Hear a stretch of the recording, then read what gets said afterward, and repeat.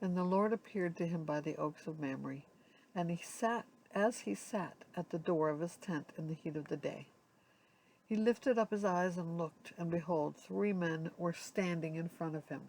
When he saw them, he ran from the tent door to meet him and bowed himself to the earth, and said, O Lord, if I have found favor in your sight, do not pass by your servant.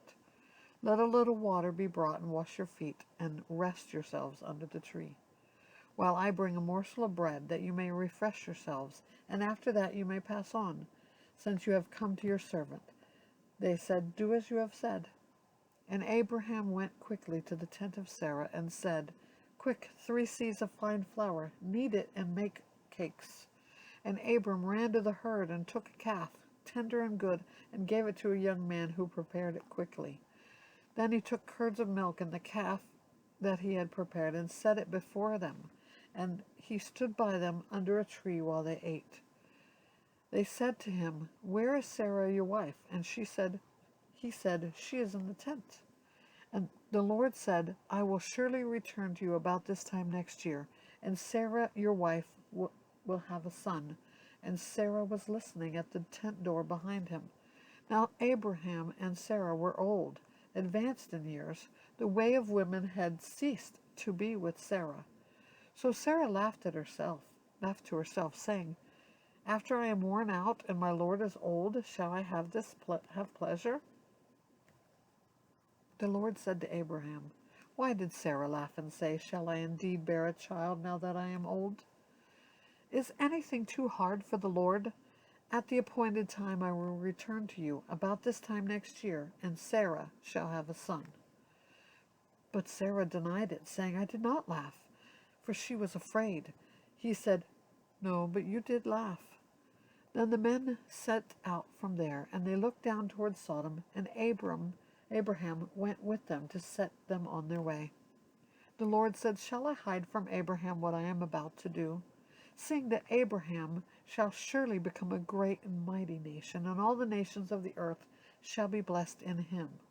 For I have chosen him that he may command his children and his household after him to keep the way of the Lord by doing righteousness and justice, so that the Lord may bring to Abraham what he has promised him. Then the Lord said, Because the outcry against Sodom and Gomorrah is great, and their sin is very grave, I will go down to see whether they have done altogether according to the outcry that has come to me, and if not, I will know. So the men turned from there and went to Sodom, but Abraham still stood before the Lord.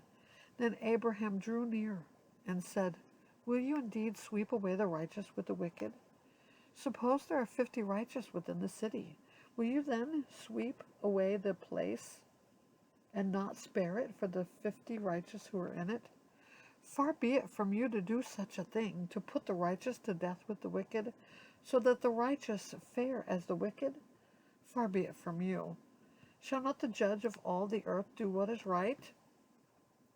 And the Lord said, If I find at Sodom 50 righteous in the city, I will spare the whole place for their sake. Abraham answered and said, Behold, I have undertaken to speak to the Lord, I who am but dust and ashes. Suppose 5 of the 50 righteous are lacking. Will you destroy the whole city for lack of 5? And he said, I will not destroy it if I find 45 there. Again he spoke to him and said, Suppose 40 are found there. He answered, For the sake of 40 I will not do it. Then he said, Oh, let not the Lord be angry, and I will speak. Suppose 30 are found there. He answered, I will not do it if I find 30. He said, Behold, I have undertaken to speak to the Lord. Suppose 20 are found there. He answered, For the sake of 20 I will not destroy it. Then he said, Oh, let not the Lord be angry, and I will speak again, but this once. Suppose 10 are found there. He answered, For the sake of 10 I will not destroy it. And the Lord went his way when he had finished speaking to Abraham, and Abraham returned to his place.